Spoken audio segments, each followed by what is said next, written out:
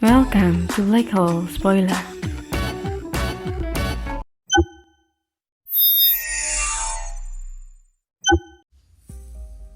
Bab 30, 12 Fisika Abadi. Itu adalah kasus yang berlawanan untuk roda kehidupan dan istana takdir. Seseorang tidak dapat secara alami meningkatkan peningkatan bawaan roda kehidupan dan istana takdir mereka. Bahkan jika seseorang menjadi kaisar abadi, roda kehidupan dan istana takdir akan sama seperti saat mereka lahir. Ketiganya sangat penting untuk tujuan kultivasi. Fisik menentukan struktur tulang dan otot seseorang. Roda kehidupan menangani energi darah seseorang. Dan istana takdir menunjukkan bakat bawaan dan pencerahan alami seseorang. Misalnya, jika seseorang memiliki roda kehidupan suci, maka energi darahnya akan berlimpah seperti pasir gurun. Ketika dilatih menggunakan metode roda kehidupan, kecepatannya akan sangat cepat. Efeknya juga akan lebih besar. Licia membaca hukum merit matahari bulan sampai berkulir untuk menemukan kebenaran misterius dari metode ini. Sekte kuno dupa pembersihan memiliki versi lengkap dari hukum merit ini, tetapi apa yang Licia tuju lebih kompleks dari panduan ini. Berbicara tentang hukum merit matahari bulan sabit berkulir, berarti berbicara tentang asal-usulnya yang luar biasa tentang bagaimana Licia berjuang untuk mendapatkan hukum merit ini. Pada awal era Kaisar, ia berpikir untuk membiarkan Mianran mengolah metode ini, tapi dia berubah pikiran. Di era Desolate atau era gersang yang lama, baik manusia maupun iblis adalah spesies yang sangat lemah.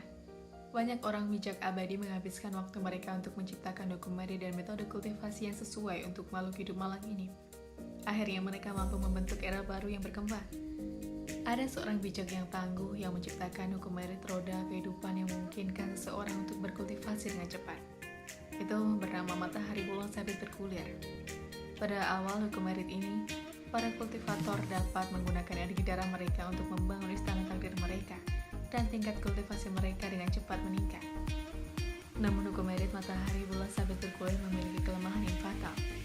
Tahap awal memungkinkan energi darah untuk membawa tingkat kultivasi seseorang, tetapi saat tingkat kultivasinya meningkat, energi darahnya yang lemah tidak lagi cukup. Hasilnya adalah orang tersebut akan dibiarkan dalam tahap di mana energi darahnya lemah dan kultivasinya tidak dapat tumbuh. Jika dia memaksakan tekniknya, umur panjangnya akan berkurang karena terlalu memaksakan darah hidupnya.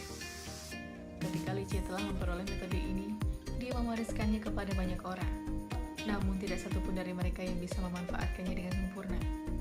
Demi menyempurnakan teknik ini, Licia mengumpulkan banyak kaisar abadi, termasuk kaisar abadi Zuezi, kaisar abadi Minren, dan kaisar abadi Tundri. Baru pada era Raja Naga Hitam, Licia menyempurnakan teknik ini. Pada hari ini saat dia meneliti tekniknya, ingatan lamanya yang berisi kebenaran misterius dalam hukum merit kembali kepadanya. Setelah memulihkan hukum merit matahari bulan sabit berkulir yang telah selesai dan direvisi, Licia menarik nafas dalam-dalam. Dunia ini tidak tahu orang yang tahu upaya yang dihabiskan untuk teknik ini di seluruh era. Siapa yang tahu berapa banyak orang bijak abadi umat manusia yang menghabiskan hidup mereka untuk mengembangkan metode ini. Sebenarnya setelah Licia meninggalkan metode ini di sekte kuno dupa pembersihan, banyak orang jenius telah mencobanya. Namun tidak satupun dari mereka yang bisa mencapai penyelesaian akhir. Licia menghabiskan 3 hari 3 malam untuk meneliti 6 varian kungpeng dan hukum merit matahari bulan sabit bergulir. Nanhuaren masih belum kembali karena Licia tidak terburu-buru. Dia memilih untuk tetap berada di puncak untuk berkultivasi lebih lanjut. Setelah 2 metodenya siap, Licia siap untuk secara resmi memulai kultivasinya. Dapat dikatakan bahwa pengalaman dan pengetahuan Licia tentang kultivasi sangat kaya, bahkan jika bakat bawaannya di bawah standar. Meskipun kedua metode itu menantang surga, dia tidak terburu-buru menuju penyelesaian. Dia menginginkan kualitas dalam kultivasinya. Dia tahu bahwa buru-buru hanya akan meninggalkan bahaya dan kekurangan tersembunyi untuk jalur panjang kultivasi seseorang. Licia berkultivasi keduanya pada saat yang sama, tetapi kedua metode itu tidak terkait atau sinkron satu sama lain. 6 varian kungpeng adalah tentang menggunakan istana takdir, sedangkan matahari sabit bergulir adalah teknik roda kehidupan. Seorang dapat mengolah keduanya pada awalnya tanpa komplikasi. Ada jenis metode keempat di luar 3 metode yang telah disebutkan. Beberapa orang menyebutnya metode dasar. Metode ini tidak berfokus pada fisik, roda kehidupan, atau istana takdir secara individual, melainkan berfokus pada ketiganya secara bersamaan.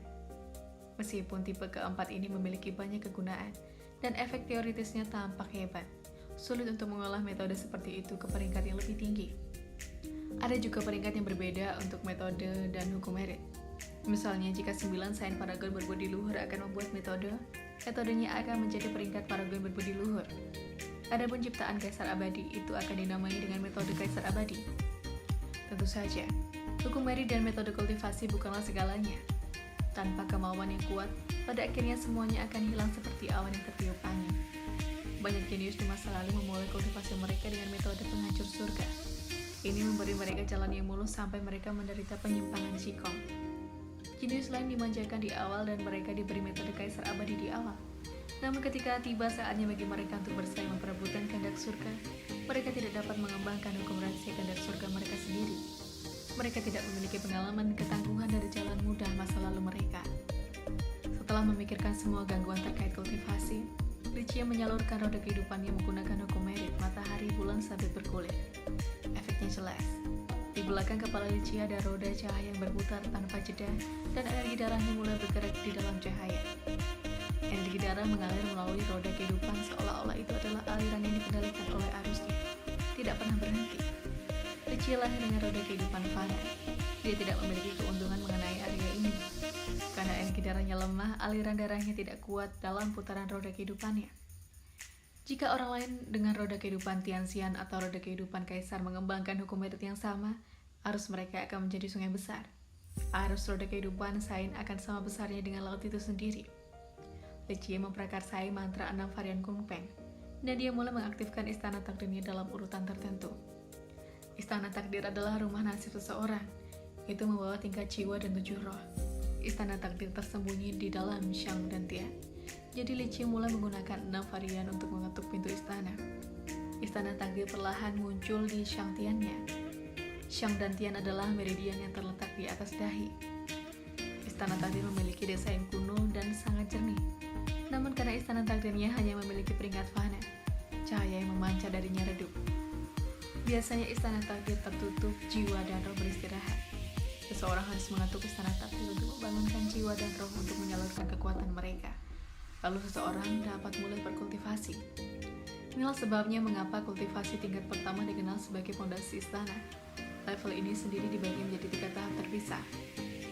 Pertama, pintu masuk. Kedua adalah kesadaran dan ketiga adalah lonjakan darah. Pintu masuk pertama adalah proses mengetuk istana takdir, memungkinkan mantra dari metode kultivator untuk memasuki istana takdir. Selama proses ini, itu mirip dengan seorang biksu yang mengetuk piring kayunya untuk terhubung dengan Buddha. Seseorang harus melakukannya tanpa henti dan dengan setia, dan hanya dengan begitu istana takdir akan menjawab dan membuka pintunya. Licia menggunakan mantra 6 varian untuk mengetuk istana takdirnya tanpa henti. Dia sudah lupa berapa kali dia melakukannya, tetapi istana takdir tidak menjawabnya. Namun ini tidak menghalangi Licia.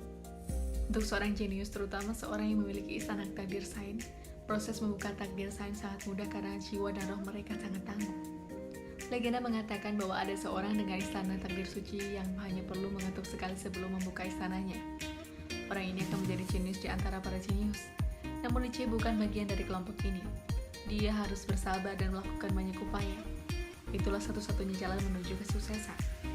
Meskipun Licia tahu beberapa metode berbeda untuk membuka istana takdir hanya dengan satu ketukan, seperti menggunakan hukum merit matahari bulan sabit bergulir untuk mengumpulkan semua energi darahnya untuk meningkatkan mantra 6 varian Kung Peng untuk menyerang pukulan keras ke pintu istana, tapi dia tidak mau melakukannya. Roda kehidupannya hanya memiliki tingkat fana dan energi darahnya tipis. Jika dia menggunakan energi darahnya secara berlebihan, maka roda kehidupannya akan rusak. Bukan hanya itu, tetapi pukulannya begitu kuat akan menakuti jiwa dan semangatnya. Itu akan meninggalkan komplikasi di masa depan. Mengetahui kelemahannya, Licia bertekad untuk membuat fondasi yang kokoh tanpa kekurangan apapun. Dia terus mengetuk pintu istananya, bahkan jika itu 10.000 kali atau 100.000 kali, dia akan terus melanjutkan sampai pintu istana terbuka.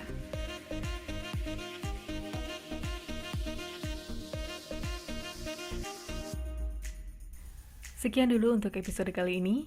Jika kalian suka dengan Emperor Domination, jangan lupa untuk subscribe channel ini dan tunggu kelanjutan ceritanya hanya di Black Hole Spoiler.